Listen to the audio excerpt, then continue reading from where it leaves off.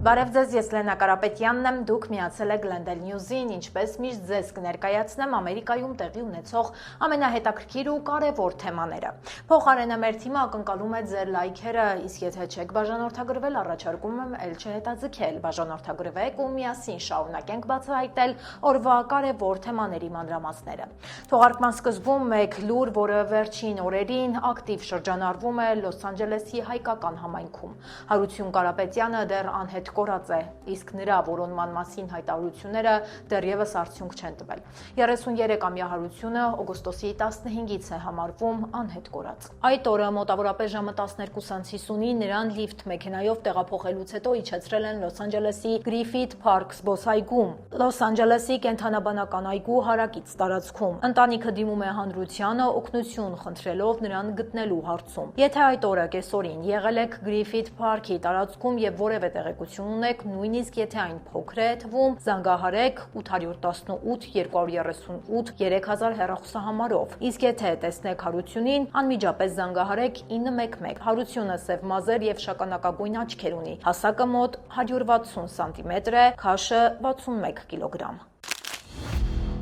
Հերթական ավիավթարն է գրանցվել Միացյալ Նահանգներում, Ալյասկայում փոքր ինքնաթիռ է վթարի ենթարկվել։ Բոլոր ուղևորներն ու օդաչուն մահացել են, օդանավի բեկորները հայտնաբերվել են լեռնային շրջանում։ Ինքնաթիռը կատարել է չարտերային թռիչք, այն դուրս է եկել ռադարների տեսադաշտից, որոնողական աշխատանքները սկսվել են անմիջապես։ Վատ եղանակը խոչընդոտել է որոնողական աշխատանքներին եւ փրկարարները դեպքի վայր են հասել ուշացումով։ Ողջ մնացած մարդ չի գտնվել, մահացածների ընտանիքներին տեղեկացրել են ողբերգության մասին։ Ինքնաթիռի բեկորները ցրված են եղել մեծ տարածքում, փորձագետները պարզում են վթարի հանգամանքները։ Տրանսպորտային անվտանգության ազգային խորհուրդը սկսել է հետաքննություն, ուսումնասիրում են թռիչքի տվյալները։ Ստուգվելու նաև տեխնիկական վիճակը եւ օդերևութաբանական պայմանները։ Հետաքննության արդյունքները կհրապարակվեն ավելի ուշ։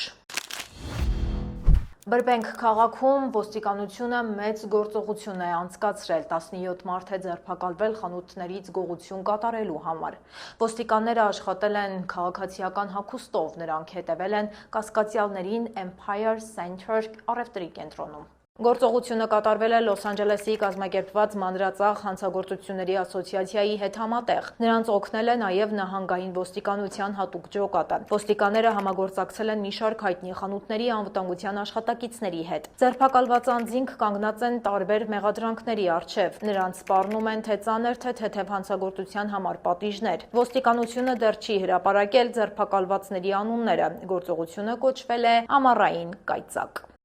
Կայծակ ու փոթորիկ, բայց ոչ թե ոստիկանության, այլ հենց բնության կողմից։ Զոր փոթորիկները հարվածել են ԱՄՆ հյուսիսարևելյան հատվածներին, ջրհեղեղները փակել են բազմաթիվ ճանապարհներ։ Քամիները տապալել են ծառեր եւ էլեկտրասյուներ, շատ շրջաններում հայտարարվել է տագնապ։ Փոթորիկը հատկապես ծանր է անցել Long Island-ում, այստեղ գրանցվել է նաև տորնադո։ Բազմաթիվ տներ մնացել են առանց հոսանքի, տեղի իշխանությունները զգուշացրել են նոր վտանգների մասին։ Փրկարարները շարունակում են աշխատել աղետի վայրերում։ Ջրհեղեղը վտանգել է հատկապես Դովերի տարածքը, ջրի մակարդակը բարձրացել է մի քանի ժամում։ Մեքենաները մնացել են ճանապարհներին։ Քաղաքային ծառայությունները մաքրում են ավերակները, աշխատանքները կտևեն դեռ մի քանի օր։ Իշխանությունները գնահատում են պատճառված ընդհանուր վնասը։ Օդերևութաբանության ազգային ծառայությունը զգոնության կոչ է արել, նրանք շարունակում են հետևել փոթորիկի ընթացքին։ Իրավիճակը կամաց կայունանում է, բայց փոթորիկի վնասները վերականգնելը կարող է շաբաթներ պահանջել։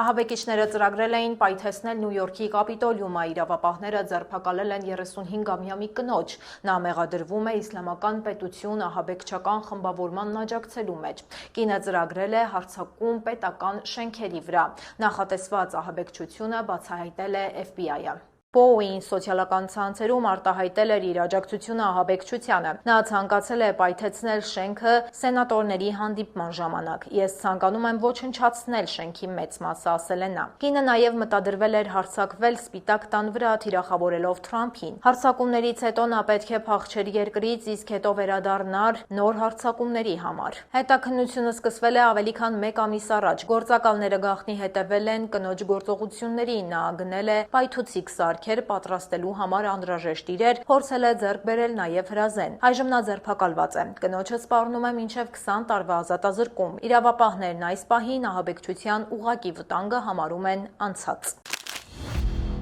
Ամերիկյան սպառողները պետք է պատրաստ լինեն գնաճի նոր ալիքին։ Նավթի գները կտրուկ աճել են եւ դեռ կաճեն, քանի որ Թրամփը որոշել է աննախադեպ մեծացնել Իրանի դեմ տնտեսական ճնշումները։ Նպատակը Իրանի ֆինանսական աղբյուրները կտրելն է։ Պատժամիջոցներն ուղղված են Իրանի նավթարդյունաբերությանը։ ԱՄՆ-ն կոչ է անում այլ երկրներին միանալ սահմանափակումներին։ Իրանն իր հերթին հայտարարում է դիմադրության մասին։ Կառավարությունը փորձում է մեղմել տնտեսական հարվածը, դիտարկվում են վառելիքի նոր պաշարներ։ Աշխարհի խոշոր տնտեսությունները հայտնվել են բարդ իրավիճակում։ Իրանի դեմ պայքարը դարձել է առաջնահերթություն։ Ռազմական գործողությունները ուղեկցվում են տնտեսական շրջափակմամբ, իշխանությունները ակնկալում են կարճաժամկետ դժվարություններ։ Սակայն իրավիճակը կարող է երկարաձգվել։ Իրանական պատերազմը վաղուց արդեն հարվածում է ամերիկյան սպառողի գրպանին։ Walmart ընկերությունը ստացել է մոտ 3 միլիարդ դոլարի վերադարձ վճարված մաքսատուրքերի դիմաց։ Այս գումարը օգնել է իջեցնել ապրանքների գները։ Ընկերությունը բախվել էր վաճառքի աճի դանդաղման հետ։ Վաճառքի աճը կազմել է ընդամենը 2.6%, սա ամենացածր ցուցանիշն է վերջին տարիների ընթացքում։ Արդյունքում ընկերության բաժնետոմսերը նվազել են 9%-ով։ Այս իրավիճակը պայմանավորված է Թրամփի մաքսատուրքերով եւ պատերազմով։ Վառելիքի գները կտրուկ աճել են ամբողջ երկրում, բենզինի գինը անցել է 4 դոլարից։ Վաճառքի տեմպը վերականգնելու հույսով Walmart-ը կատարել է ավելի քան 11,000 զեղչ։ Նրա մրցակից Target ընկերությունը նույնպես ստացել է 1 միլիարդի վերադարձ։ Արդյոք այն եւս զեղչեր կհայտարարի, դեռ պարզ չէ։ Ընդհանուր առմամբ ԱՄՆ իշխանությունները վերադարձրել են 100 միլիարդ դոլարի մաքսատուրք։ Ընկերությունները ինքնուրույն են որոշում զեղչել ապրանքները, թե ոչ։ Walmart-ը, որը ակտիվ մրցակցում է անգամ Amazon-ի հետ, որոշեց շուկայում իր բաժինը պահպանել, օգտագործելով վճարված մաքսատուրքերի դիմաց հետ ստացած գումարները։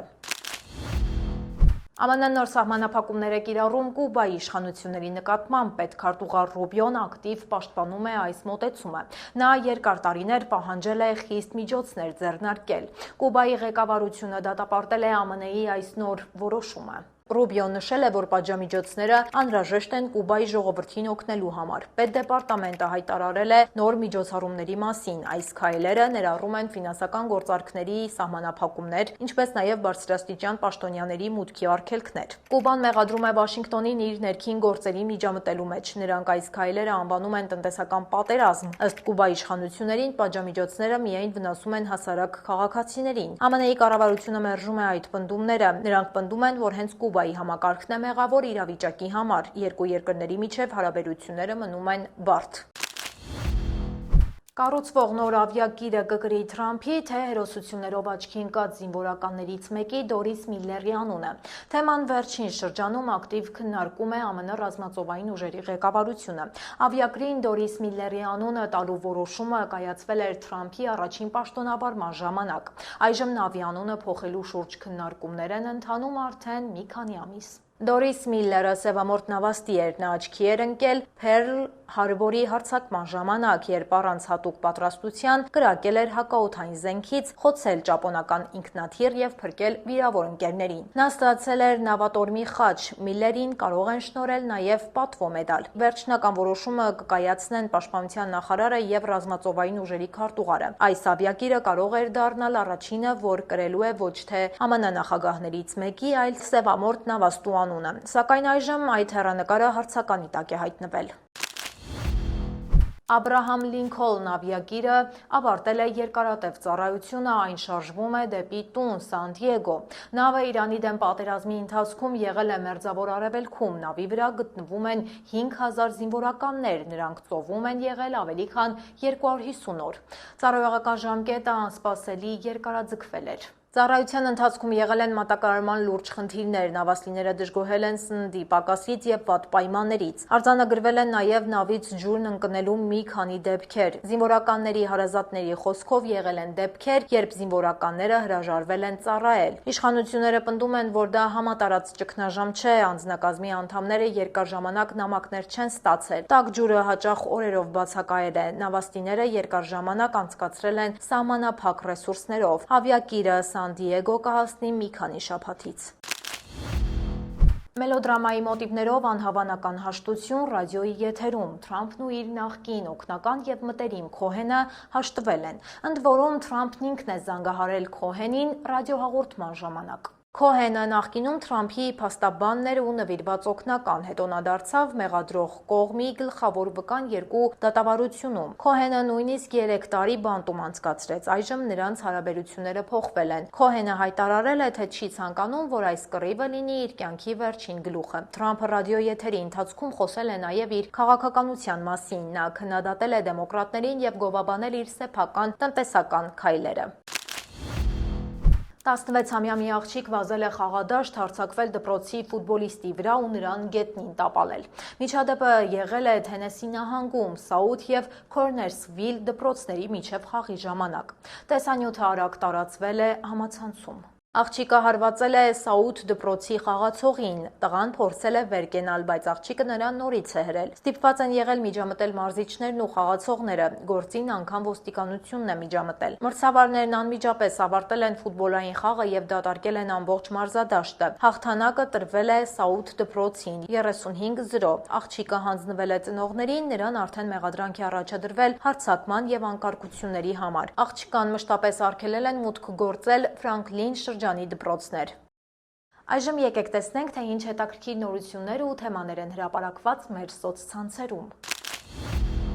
Սենսացիոն բացահայտում է կատարվել, ԱՄՆ-ի եւ Իրանի կառավարությունները գաղտնի համագործակցել են։ Նրանք միասին կազմակերպել են իրանցիների արտաքսումը, այս մասին են վկայում նոր հրապարակված նամակները։ Սա տեղի է ունեցել երկու երկրների միջև լարվածության աճին զուգընթաց։ Գործընթացը համակարգել է ICE-ը։ Նամակներից պարզ է դառնում, որ Իրանը ազդել է ցուցակների վրա։ Իրանական դեսպանատունը փոփոխություններ է պահանջել արտաքսվողների ցուցակում, ավելացնելով նոր անուններ։ Մեկ այլ նամակում նշված է, որ պահանջը եղել է արագացնել գործընթացը։ ԱՄՆ պաշտոնյաները կատարել են այս պահանջները, իրանցի պաշտոնյաները նույնիսկ հանդիպել են ԱՄՆ-ում կալանավորվածների հետ։ Թռիչքներն իրականացվել են անգամ պատերազմի ժամանակ։ Լոս Անջելեսում գրանցվել է արևմտյան նեղոսի վիրուսի մահվան առաջին դեպքը։ Մահացածը Լոս Անջելեսի շրջանի Սան Ֆերնանդո հովտի բնակիչ էր։ Նա հոսպիտալացվել էր ծանր նյարդաբանական հիվանդությամբ։ Այս մասին հայտնել է Լոս Անջելեսի շրջանի հանրային առողջապահության դեպարտամենտը։ Վիրուսը տարածվում է բարակված մոծակների խայթոցի միջոցով։ Կալիֆոռնիա նահանգում հիվանդությունը հասել է 5 տարվա ամենաբարձր մակարդակին։ Լոս Անջելեսի շրջանում այս տարի կա 15 վարակված, նրանց կեսը բնակվում է Սան Ֆերնանդո հովտում։ Վիրուսն առավել վտանգավոր է տարեցների եւ թույլ իմունիտետ ունեցողների համար։ Օգոստոսն ու սեպտեմբերը վարակման գագաթնակետն են։ Նահանգում մահացածների ընդհանուր թիվը հասել է 3-ի։ Ցուկերբերգը կրկին խոշոր սկանդալի մեջ է հայտնվել։ Մետա ընկերության նախկին տնօրենը նրան ծանր մեղադրանք է ներկայացրել, դատարանում պնդելով, թե մարկը երեխաների անվտանգությունը զոհաբերում է հանուն շահույթի։ Նախկին տնօրենը հայտարարել է, որ Ցուկերբերգը անմիջականորեն է կառավարում ամեն ինչ։ Նրա խոսքով ընկերությունն ուներ տեխնոլոգիա մանկահասակ օգտատերերին հայտնաբերելու համար, սակայն հրաժարվել է դրանից։ Մետայի դեմ գործը հարուցել են ԱՄՆ մի քանի նահանգներ։ Նրանք մեղադրում են ընկերությանը երիտասարդներին կախվածության մեջ գցելու համար։ Դատավարությունը սկսվել է Օքլենդի դաշնային դատարանում, այն տևել է 6 շաբաթ։ Ես ձեզ հրաժեշտ եմ տալիս, իսկ Մանու Հարությունյանը ձեզ է պատմելու Լաս Վեգասի հայկական հետքի եւ հետաքրքիր վայրերի մասին։ Բարև ձեզ։ Դժվար է հավատալ, բայց մոտ 100 տարի առաջ Ամերիկայի ամենածաղկուն քաղաքի տեղում ամայի տարածք էր։ Լաս Վեգասը հիմնադրվել է 1905 թվականի մայիսի 15-ին, երբ ներկայիս քաղաքի կենտրոնում երկաթուղային ընկերությունը աճուրդի հանեց 110 ակր հողատարածք, իսկ արդեն 2025-ին այն մոտ 700,000 բնակիչ ուներ եւ ուշադրություն մոտ 40 միլիոն այցելու։ Այսօր Լաս Վեգասը աշխարհի ամենահայտնի զբոսաշրջային կենտրոններից է եւ նրա մասշտաբը պարզապես խաղատներով չի սահմանափակվում։ 2025-ին քաղաքն ունեցել է մոտ 150,300 հյուրանոցային համար, հյուրանոցների միջին զբաղվածությունը կազմել է 80,3%, իսկ զբոսաշրջության ընդհանուր տնտեսական ազդեցությունը մոտ 80,9 միլիարդ դոլար։ Այստեղ տարեկան այցելուների թիվը գերազանցում է քաղաքի բնակչությանը բազմակի անգամ։ Կա մեկ անուն, առանց որի Լաս Վեգասի ժամանակակից պատմությունը դժվար է պատկերացնել։ Քրք Քրքորյան հայ ներգաղթյալների որդին 1960-ականներից սկսեց մեծածավալ ներդրումներ անել քաղաքում եւ դարձավ այն մարդկանցից մեկը, ովքեր Լաս Վեգասը վերածեցին մեգա ռեսորտսների մայրաքաղաքի։ Նրա կառուցած հյուրանոցներից մի քանիսը բացվելու պահին աշխարհի ամենամեծն էին։ Քրքորյանի հետքն այսօր էլ տեսանելի են։ Նա կառուցեց International Hotel-ը 1973-ին առաջին MGM Grand-ը, իսկ 1993-ին նոր MGM Grand-ը։ MGM Resorts-ի պաշտոնական պատմությունը նրան ներկայացնում է որպես Լաս Վեգասի զարգացման վաղ շրջանի գլխավոր առաջամարտիկներից մեկը։ Իսկ հիմա այն, ինչ Լաս Վեգասը դարձել է Լաս Վեգաս։ 2025-ին Քլարք շրջանի խաղային եկամուտը կազմել է մոտ 13.7 միլիարդ դոլար։ Նահանգում գործում են տասնյակ խոշոր խաղատներ, իսկ 2025-ին Քլարք շրջանում կար ավելի քան 90,000 խաղային ավտոմատ։ Այստեղ խաղային բիզնեսը պարզապես ժամանց չէ, դա հսկայական արդյունաբերություն է։ Բայց Լաս Վեգասը վաղուց արդեն միայն խաղային ավտոմատների տեղակայման վայր չէ։ Strip-ը, Bellagio-ի շատրվանները, High Roller-ը, Hoover Dam-ը, Stratosphere-ը եւ Mob Museum-ը քաղաքն ու նրա շրջակայքը դարձրել են բազմազան զբոսաշրջային ուղղություն։ Առաջինը իհարկե Լաս Վեգաս Strip-ն է եւ այստեղ մի հետաքրքիր աշխարհագրական նրբություն կա։ Քաղաքի ամենահայտնի զբոսաշրջային հատվածը վարչական առումով հենց Լաս Վեգաս քաղաքի սահմաններում չէ։ Strip-ի մեծ մասը գտնվում է Քլարք շրջանում, Paradise բնակավայրի տարածքում, բայց զբոսաշրջիկների համար տարբերությունն էական չէ։ Այստեղ է կենտրոնացած Վեգասի ամենահայտնի հյուրանոցների ու խաղատների հսկայական մասը։ Strip-ը ձգվում է մոտ 4.2 մղոն եւ գիշերը վերածվում է հսկայական լուսային բեմի։ Այստեղ են Bellagio-ն, Venetian-ը, Wynn-ը եւ բազմաթիվ այլ մեգա ռեզորտսներ։ 2025-ին Լաս Վեգասի ընդհանուր այցելությունների թիվը կազմել է ավելի քան 38.5 միլիոն։ Դրա զգալի մասը ապահովել է հենց այս զբոսաշրջավայրը։ Երկրորդ կանգառը Bellagio-ի շատրվաններն են, սա այն վայրերից է, որտեղ Լաս Վեգասը փորձում է գերազանցել ինքն իրեն ջուր, երաժշտություն, լույս եւ հսկայական մասշտաբ։ Շատրվանների համակարգում ավելի քան 1200 ջրային շիթ կա, իսկ ջրի առանձին հոսքեր կարող են հասնել մինչև մոտ 460 ոտնաչափ բարձրության, եւ ամենալավ մասը այն է, որ շոուն դիտելու համար վճարել պետք չէ։ Bellagio-ի շատրվանները դարձել են քաղաքի ամենաճանաչելի տեսարաններից մեկը։ Ջրի շարժումները համադրվում են երաժշտության հետ, իսկ երեկոյան ամբողջ տեսարանը վերածվում է լուսային շոուի։ Երրորդը High Roller-ն է։ Եթե ցանկանում եք Վեգասը տեսնել ոչ թե փողոցից, այլ վերևից, սա լավագույն տարբերակն է։ Հսկա դիտանիվը բարձրանում է մոտ 550 ոտնաչափ եւ առաջարկում 360 աստիճանի տեսարան Strip-ի ու քաղաքի նկատմամբ։ Այն բացվել է 2014 թվականին եւ արագ դարձել Լաս Վեգասի ամենասիրված խորհրդանիշներից մեկը։ High Roller-ի փակ խցիկները թույլ են տալիս մոտ կես ժամ հանգիստ վայելել համայնապատկերը, որը տպավորիչ է հատկապես երեկոյան ժամերին։ 2025-ին այն շարունակում էր մնալ Լաս Վեգասի ամենահայտնի տեսարժան վայրերից։ Չորրորդը Hoover Dam-ն է, Լաս Վեգասից դուրս, բայց քաղաքից ամենահայտնի մեկօրյա ուղևորությունների ուղղություններից մեկը։ Այն գտնվում է Նևադայի եւ Արիզոնայի սահմանին եւ կառուցվել է 1930-ականներին Քոլորադո գետի հոսքը վերահսկելու համար։ Այս հսկայական ինժեներական կառույցը համատեղում է պատմությունը, տեխնիկան եւ անապատային տպավորիչ բնապատկերը։ Տարբեր աղբյուրների համաձայն ամեն տարի Hoover Dam է այցելում շուրջ 1 միլիոն զբոսաշրջիկ։ Սա ըստ ոչ պաշտոնական տվյալների, իսկ պաշտոնապես այն մնում է Լաս Վեգասի ամենահայտնի էքսկուրսիոն ուղղություններից մեկը։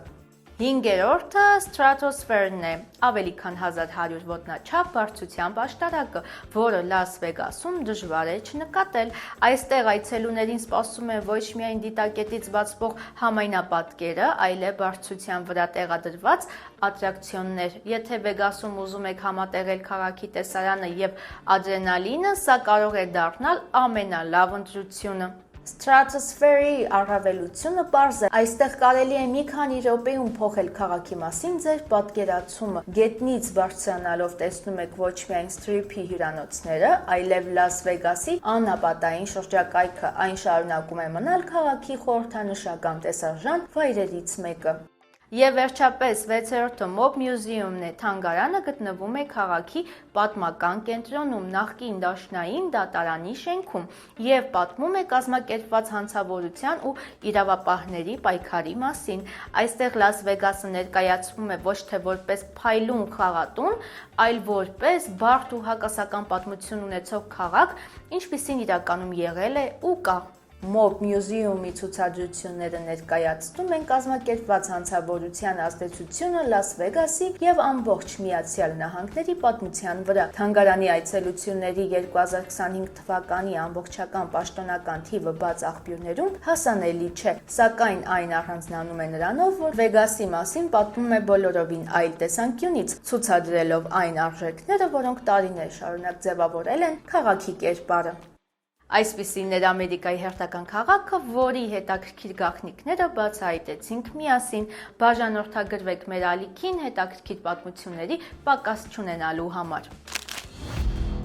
Դե ինչ, ավարտին մոտեցավ ոչ միայն մեր հերթական հաղորդումը, այլև հերթական աշխատանքային շաբաթը։ Ձեզ ուրախ հանգստյան օրեր։ Իսկ մենք կշարունակենք հետևել անցուդարձին, որ հանգստյան օրերից հետո ձեզ ներկայացնենք ամենահետաքրքիրն ու ամենակարևորը։ Կհանդիպենք երկուշաբթի օրը, ինչպես միշտ ժամը 5-ին։ Հաջողություն։